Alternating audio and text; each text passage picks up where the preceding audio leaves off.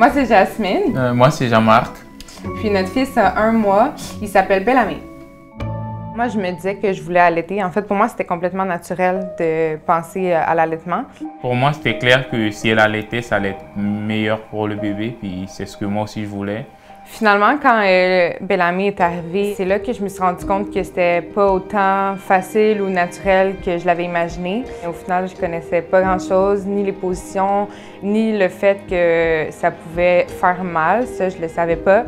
Donc, au début, j'ai eu des ampoules de lait sur mes seins. J'ai eu une mastite. Ce que je trouvais plus difficile, c'est que j'avais l'impression de ne pas être comprise parce que ça fait vraiment mal. Puis des fois, je sais pas, quand on essaie d'exprimer que ça fait mal, je sais pas si les gens réalisent vraiment, en fait, la douleur que ça fait ou comment qu'on peut se sentir.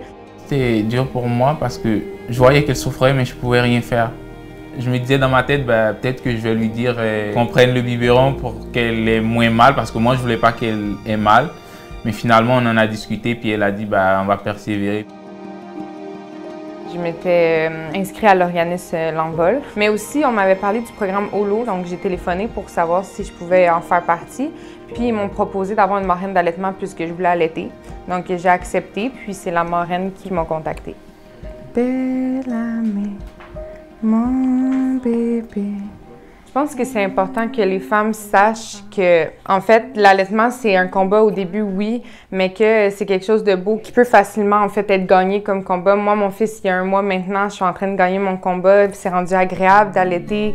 Fait que je veux vraiment vous encourager à vous dire que, oui, ça peut être difficile, mais essayez de vous entourer, de vraiment faire en sorte que vous ayez du support. Aussi, votre conjoint peut vous aider grandement. Moi, s'il n'avait pas été là pour m'encourager, pour me dire « Non, mais regarde, t'es capable, abandonne pas, on va y arriver », peut-être que ça a été plus difficile.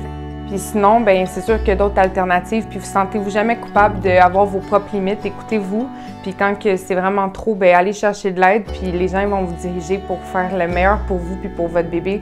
De toute façon, vous êtes une bonne maman. Vous savez exactement ce qu'il y a de bon pour votre bébé. Ça, c'est sûr et certain.